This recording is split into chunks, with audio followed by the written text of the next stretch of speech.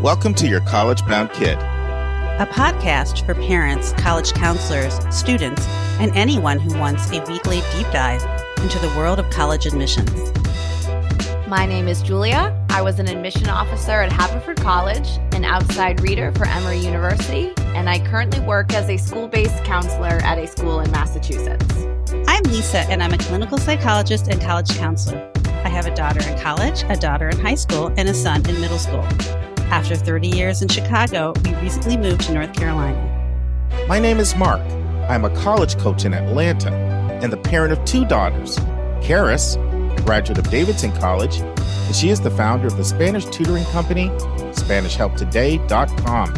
And Joy is a wellness coach at the Keenan Flagler Business School at the University of North Carolina in Chapel Hill. And I'm so blessed to be able to work alongside both my beautiful daughters at School Match for You, a college counseling firm that I founded in 2010. Good afternoon, friends. I hope you had a sensational Christmas, and let's all agree together to make 2025 the best year of our lives. Now, for today's episode, I'm going to recommend a resource to you. And I said on Thursday's episode that I was going to share something with you that is confusing but important.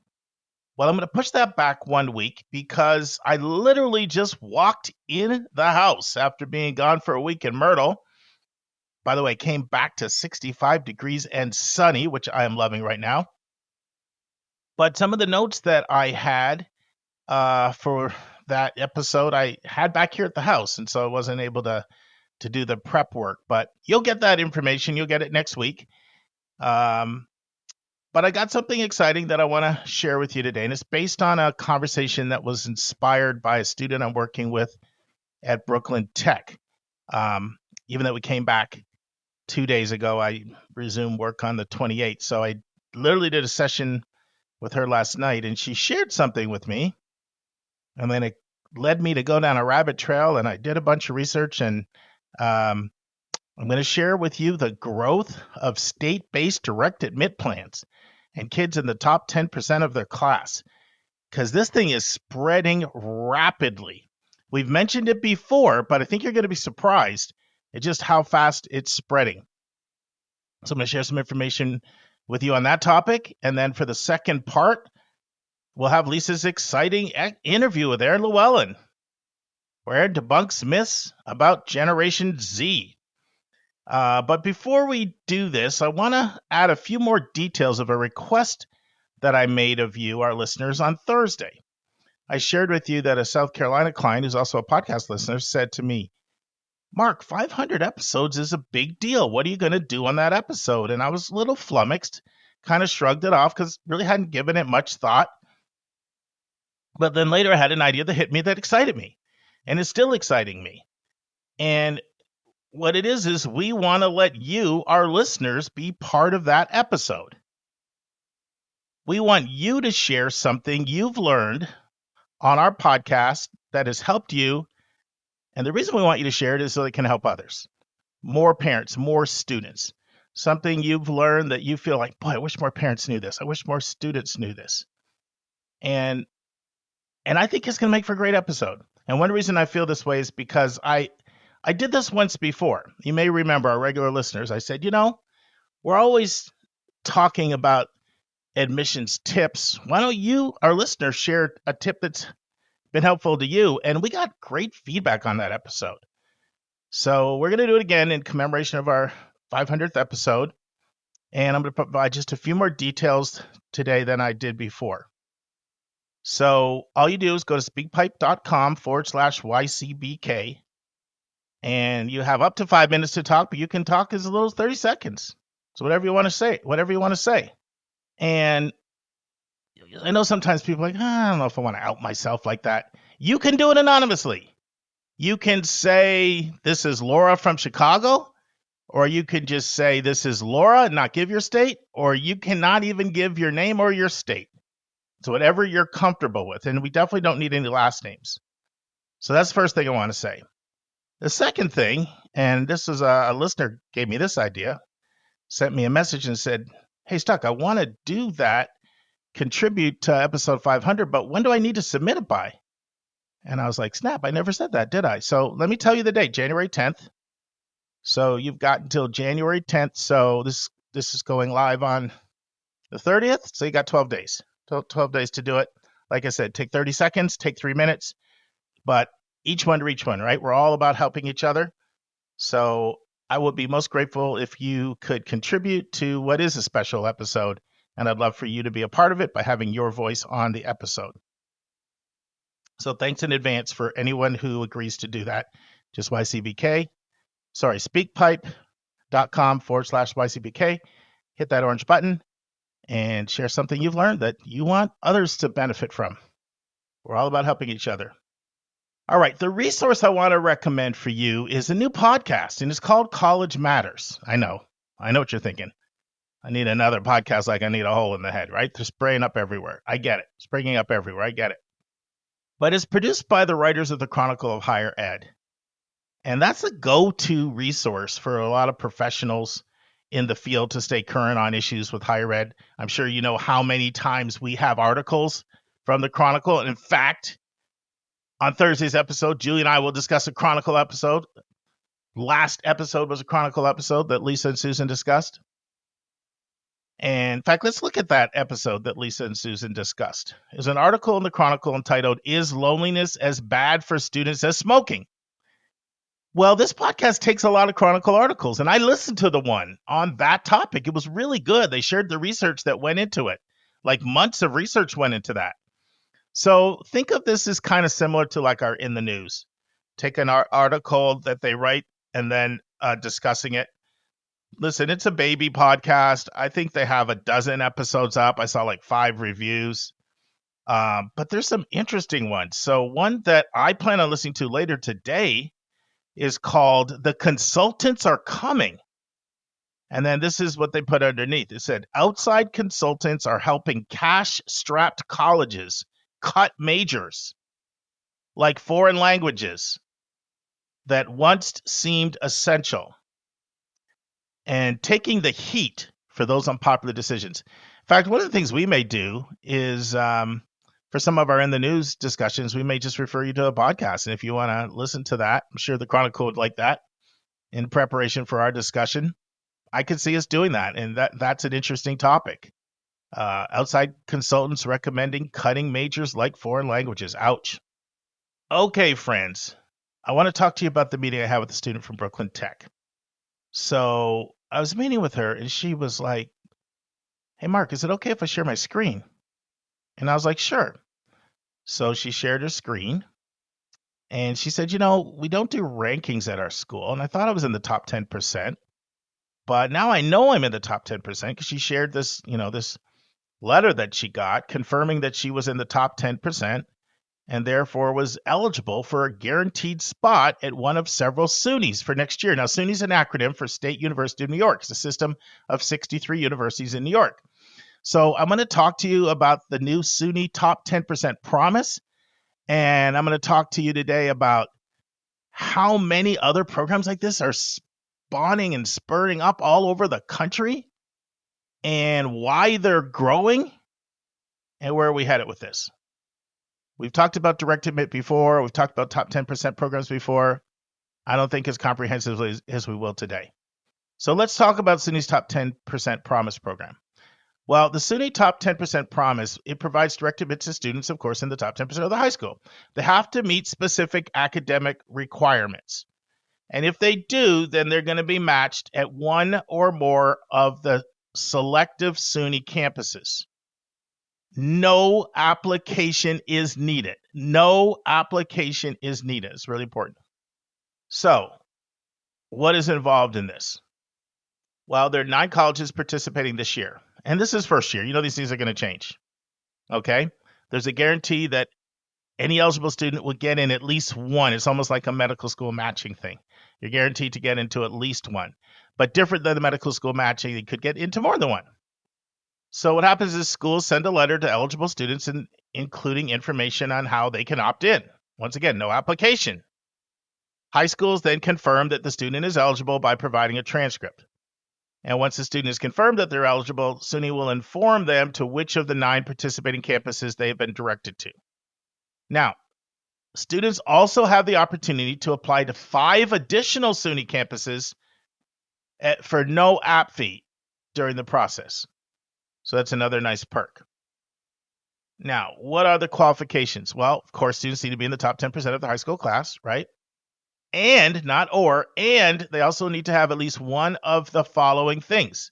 They need to be on track to graduate with an advanced Regents diploma or an IB diploma. They need to be on track to graduate with a Regents diploma and one of the following: SAT combined score of 1100, ACT composite score of 23. Now, what are the 9 schools participating so far? Meaning this first year, effective for the current seniors, class of 2025. So we've got University at Albany, University at Buffalo, ESF, which is the State University of New York, the College of Environmental Science and Forestry, just ESF, Genesco, New Paltz, SUNY Oneonta, Purchase College, and SUNY Polytechnic Institute. Now, I know there's a lot of buzz. Where's Binghamton? It's not in this year's group. We'll see if it's in next year's. So during the opt-in process, students get a chance to select up to 5 additional campuses they'd like to apply to. And they say they cannot offer direct admission to these additional 5, but they will, of course, do the free application. Okay. And did I say Stony Brook? I don't know if I said Stony Brook. I don't think I did. Stony Brook also. It's an important one. It's also in the 9. So when you look at the comprehensive SUNYs, 3 of the 4 comprehensive SUNYs are in here, right? Stony Brook, University of Buffalo, and Albany. Those 3, along with Binghamton, those are the 4 comprehensive SUNYs. Think of that almost like if you could think of like a flagship, the most PhD programs, most largest, most funding, all of that. 3 of the 4 comprehensive SUNYs are included in the 9. Now, why are these programs growing so rapidly? And I'm about to show you evidence that they're growing rapidly. If you're not, don't have to take my word for it. I believe there are 4 main reasons. Reason number 1, these programs help colleges fill their rosters at a time with declining high school populations and skepticism about college. At the end of the day, in order to manage your budget, you need to be full. And it's proven that these programs are increasing the chance that certain students will apply and enroll in the school. You don't need to apply, really. There's no application, but you know what I mean. So anything that is going to put more heads in beds and help meet your enrollment goals is going to be appealing. Secondly, it's kind of the student mindset behind how they help fill out the rosters, right? They entice high school students by allowing them to avoid the stressful college admission process and get a guaranteed spot. So the reason why they work is they're very appealing to college students. In fact, there's a lot of research that shows that younger students like straightforward stuff like this. Direct, clear, straightforward. Gen Z loves this. Third, the U.S. Supreme Court decision in 2023 outlawing race-based admissions. It's a creative way for colleges to increase their diversity in the applicant pools. That's an important reason, and I'll mention more about that in a second. And then last, it's a way to keep your top talent in your state from going elsewhere, outside the state. Research show where kids go to college is often where they get a job and where they live. So I'll share a funny story with you about Karis, my oldest daughter, and then something about Joy. So when Karis was in high school, I really thought she was going to college in California. To me, my oldest daughter is a California kid. And so, we took this big trip out there at the end of 10th grade. It was a lot of fun. Visited a whole bunch of colleges. I thought she was California bound.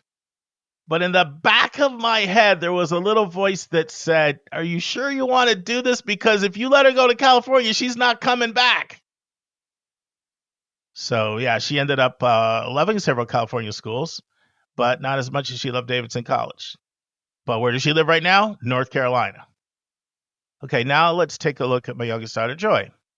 So we lived in Pennsylvania through the 4th grade. Then we moved to Georgia. So she does our high school, 5 through 12, all through Georgia. She goes to UGA. And then she's like, I've lived in Georgia my whole life. Really since 4th grade, right? Pennsylvania until 4th grade, but most of my life. I want to go somewhere else for grad school. So she was very deliberate, by the way. She knew she liked the research triangle. And so she picked the research triangle. She picked the best program for her field in the research triangle. So she ends up doing that. She goes to NC State. And then there are 28 people in her cohort. 28 in her cohort. And last time I checked, 27 of those 28 live in North Carolina. So, in fact, I remember, Joy actually met with Lisa to get some advice with Lisa. And Lisa gave her the advice of make sure you pick a grad school in a place that you probably want to live, because that's kind of how it works. You get practicums, you get internships, and get hired there. You get licensed also in that state. So anyway, the point being, keep your talent in state. That's one of the major reasons why in 1994, Georgia introduced the Hope Scholarship. Before 1994, 75% of people that scored 1,400 on an SAT left Georgia.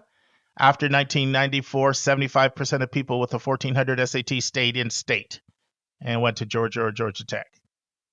So keep your talent in state. So all 4 of those are so powerful. Let me repeat them. First one is fill your rosters. Help you meet your net tuition revenue goals. The second one really explains how you help fill your rosters, right? You're enticing high schools by reducing the stress of them having to go through the whole application process. Third is diversifying your school, being creative in light of the Supreme Court curtailing affirmative action. And the fourth one is keep your top talent in state. All right. Now let's talk a little bit about the history of these programs. So they began in 1997 in Texas as a response to a state law that outlawed affirmative action. Now, this is something that a lot of times parents don't get, but people in education do. If you work in a school, you understand how essential diversity is to quality education. You just understand. Like, if you want homogenous groupthink, have everybody be the same. If you want people to learn how to think critically, they need to be exposed to people very different than them. So diversity becomes very important, and anyone who's worked at a school, for the most part, will agree with that. I'm sure there's some exceptions, but I haven't met them. People outside of school communities, they don't, a lot of times don't see value to it. A lot of times they do, a lot of times they don't. But in a school community, even in really, really conservative places, they see great value to it. So there's no question to me that all of a sudden you get this ruling on affirmative action, 2023, and then a whole bunch of schools respond with these programs. A whole bunch of schools, and in some cases, many cases, states respond with these top 10% auto admit programs. I still think the number one thing that's driving it is the full enrollment piece and increasing heads and beds, a way of pushing back against the birth dearth and the enrollment cliff, something we've talked about a lot. I think that's the number one thing, but there's multiple reasons, right? You can do things for lots of reasons. Now, for those of you who say, how do you know these programs are growing? Where's the beef? All right, let's just look at a few. Fresno State launched a Bulldog Bound program where partnering school districts in 4 counties who met minimum California state requirements automatically accept it, as long as they maintain their grades and fulfill their high school requirements. Okay? That's Fresno State program. But what did that lead to? On October 23rd, the 23 CSUs rolling out something much more comprehensive. Cal State Systems partnering with the local school district to offer direct admit to eligible high school students. October 23rd, 2024.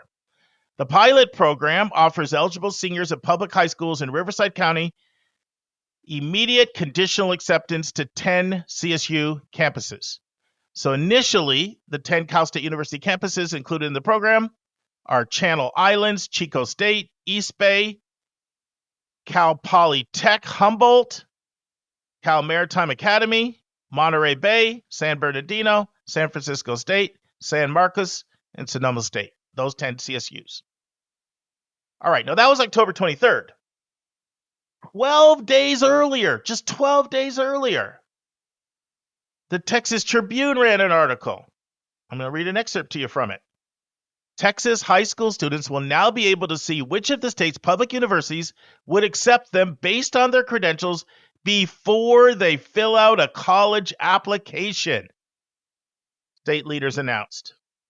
The new tool is meant to streamline the college application process and remove the challenges that can make students hesitant to apply, officials said.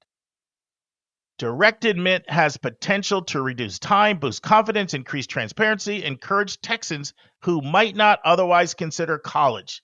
So these programs are really hailed as a great way to reach more rural students as well. Students can just plug in their class rank, their grade point average, standardized testing into the state's college and career website, My Texas Future, and they can get a list of the participating universities to which they have been accepted. Students can access this information starting at the end of their junior year. All right. There's California. There's Texas. There's New York. These are big states. California, Texas, New York. 3 of the 4 biggest states in the country, along with Florida. In Georgia, which last I knew was the 10th largest state, a program called Georgia Match launched last year. Republican Governor Brian Kemp sent letters to 120,000 high school seniors saying they are eligible to enroll in one of the 23 public universities or 22 technical schools without an app fee. Now, in the case of Georgia, Georgia's always sort of had different rules for its most selective or marquee schools. University of Georgia, Georgia Tech, and Georgia College and State are not participating.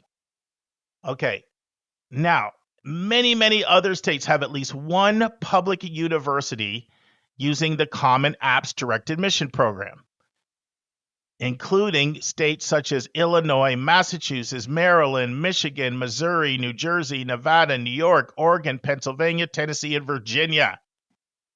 In Virginia, it's VCU. They've got a 10% plan. Wisconsin has a brand new plan we've talked about on the podcast. Okay? They have a 5% plan for UW-Madison, the flagship, and they also have other plans which are easier to qualify for some of the Wisconsin satellite campuses. Now, Idaho was the first state to have a statewide direct admission program. It launched in 2015, and it offers admission to all Idaho high school graduates. Okay? And a lot of this was done based on research to increase the in-state enrollment. And it has worked. Since 2015, it has increased in-state enrollment between 8 and 15%, depending on the campus. South Carolina and Tennessee have top 10% auto-admit or direct admit programs that are new in 2023. Now, other states have programs as well. Connecticut has a program. Hawaii has a program. Minnesota has a program. These are all brand new direct admit programs. One study done in 2023 looked at 1.2 million high school students and found that a quarter of the students who started the Common App never finished it. And what did the study show? The biggest indicator? The students said the essay. The essay was that bugaboo. It showed that 94% of students who provided a valid essay response submitted an app compared with only 43% of non-submitters. So keep an eye on this space. Things are happening fast. One article I read said that more than 1 in 3 states now have some direct admit plan based on auto-admitting kids from their state, with most going with top 10%, but there's lots of variations. So I mentioned it's popular with Gen Z. They like transparency, and that's a perfect segue for us to transition to Lisa's interview with Erin Lewellen, Part 2, Debunking Myths about Gen Z. And now this week's interview with a special guest.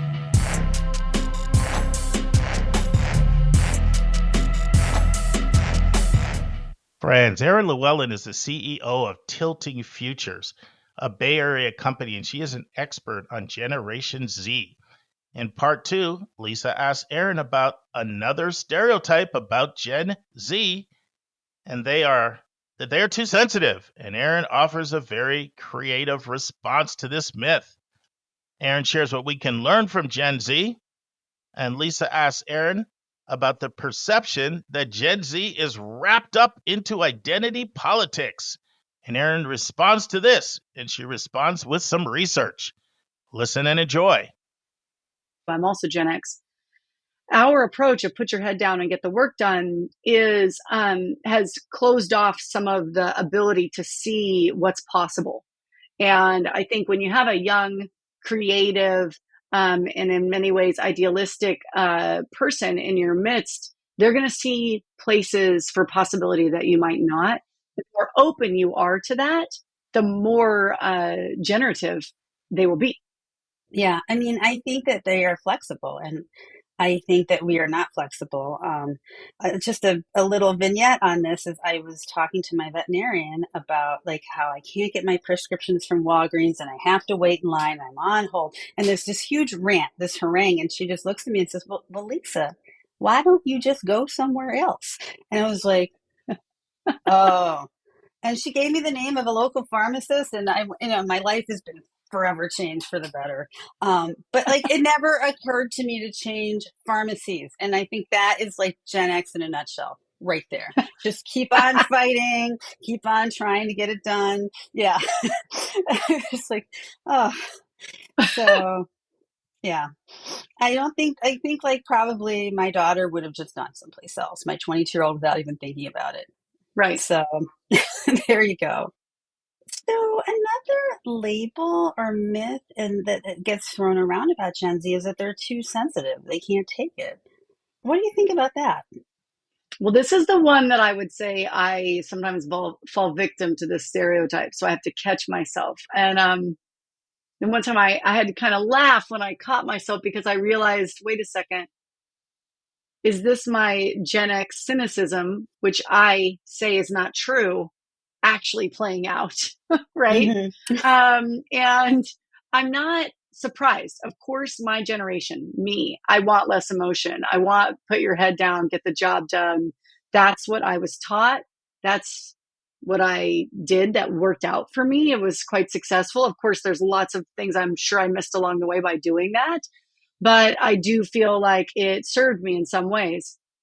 I don't think, though, that it is the right approach forever. And I also think just because this approach, in some ways, quote, worked for our generation, doesn't mean it's the best approach by any means. I mean, we've caused a lot of issues and challenges and problems for people with this approach. So the way I look at it now, and I have to be disciplined about this because it's not my nature, is let's face it, when we hire a junior level employee, which is Gen Z, because by the very nature of them, they are young, we are taking on the training of that teammate. And this generation requires a different and new approach. And that is my job. My job when I bring on an employee is to figure out the approach that's going to work with them. And so I could roll my eyes at that sensitivity, but I have choices in how I react. And I've shifted the way I think about this. And I choose to see this as an expression of their empathy and their courage. And I don't show my emotions because I don't have the courage to do so. So if they're showing an emotion, that is a courageous act. And when I think about it like that, it puts me in the right context to be a partner to them. It's an asset-based context rather than a deficit-based context. And it allows me to build a much stronger relationship with that young person. And then those strong relationships set us up for, bi-directional feedback, which is going to be a game changer in us actually accomplishing more meaningful work together. So for me, I think that Gen Z has some of the qualities that, many of the big researchers are saying are going to be critical for the future of work. So McKinsey said, the future of work is going to rely on this set of skills: relationship building, teamwork, communication, and creative problem solving. Well, that is what this generation is bringing to the workplace. And that means it's going to look different. It's going to feel different. And it's our job to figure out how to navigate that in a way that gets them to do their best work, because that's what we're looking for. And so it's a different approach, but it again requires me to check some of my biases at the door, and really accept that this generation has attributes that I probably wish I had. Yeah. And I don't. Well, and I think, I would like to say a huge thank you to the millennials and Gen Z for making it more socially acceptable to talk about feelings and mental health Yes, issues and to get absolutely. therapy.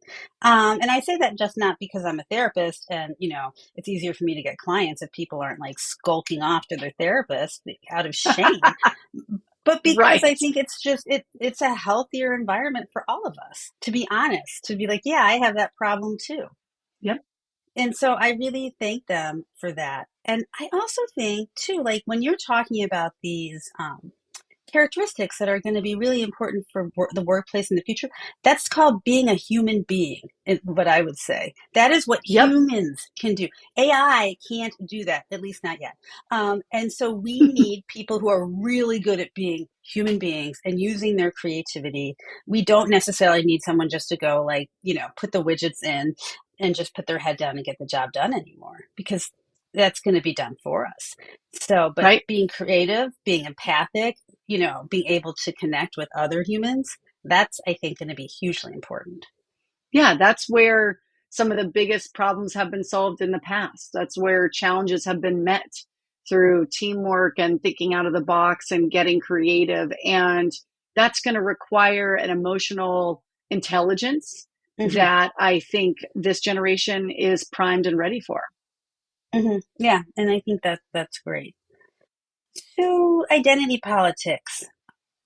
Some people might say that Gen Z is too wrapped up in identity politics. And I just don't know. I feel like at this point we're probably all wrapped up in identity politics, but we're just talking about Gen Z today. So tell me about how that isn't true. Mm-hmm. So we hear this label all the time. And I always think it's important to point out that this generation, Generation Z, is not yet 30 years old.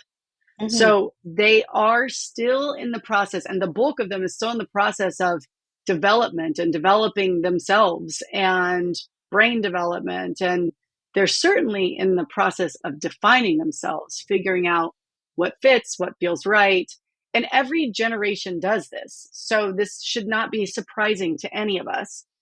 And I think it's important for us to remember that Gen Z's backdrop right now, as they're coming of age, is during a time of massive polarization and divisiveness.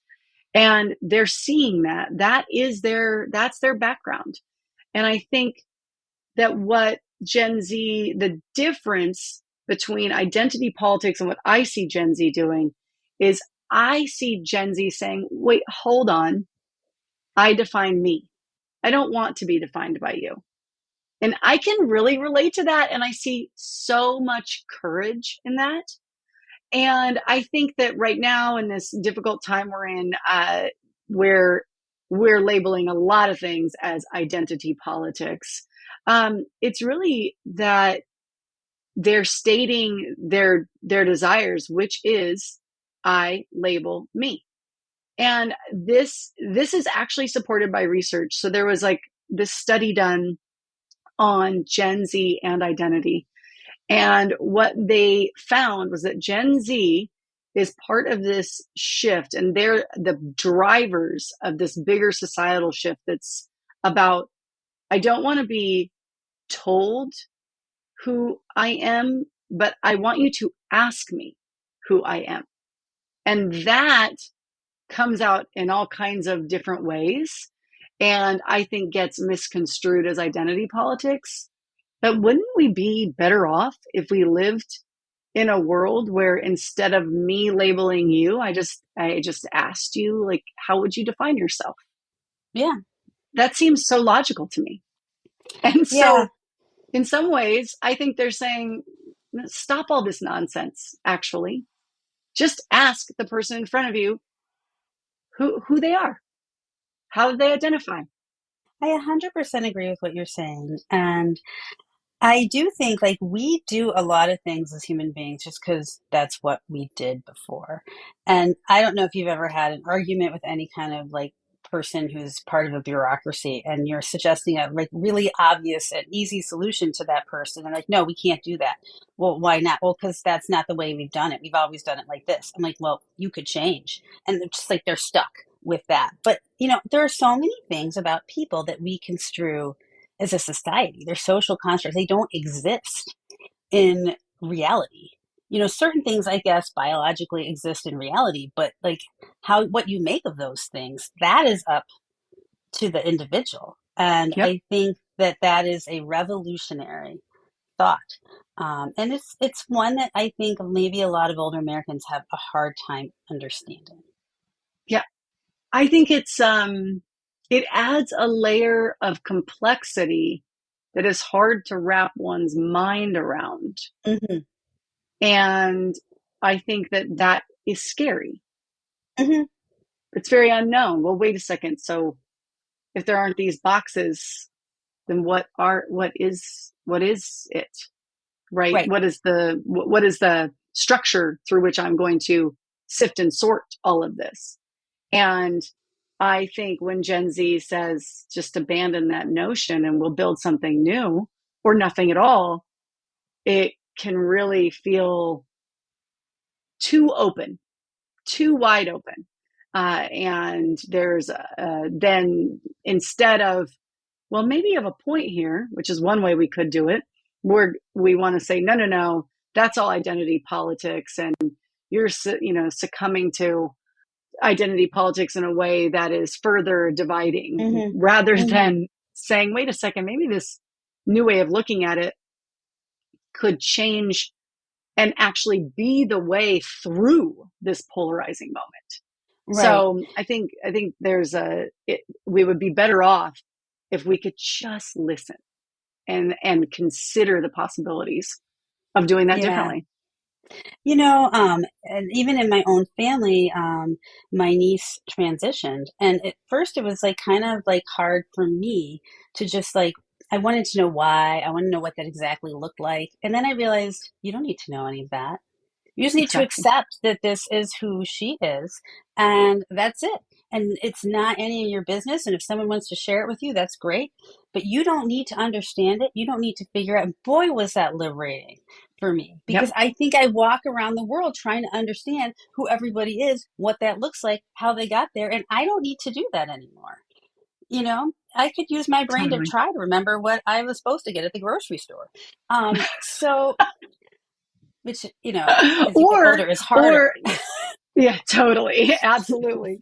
And the other, or you could use your brain or your, mind, and all those sort of racing thoughts, you could channel them into getting to know someone about them at their core, and what inspires them, what drives them, what motivates them. Those are much more interesting conversations, actually.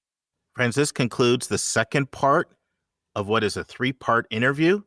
We hope you'll join us next week for the final part.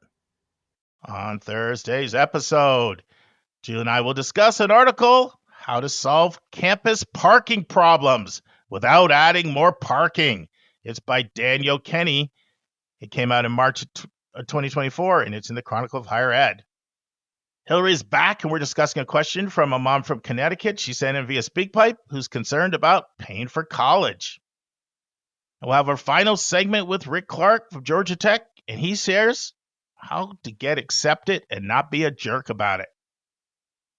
And friends, it's the new year, so there will be no college spotlight for the week. Our regular listeners know that one of my hobbies is investing.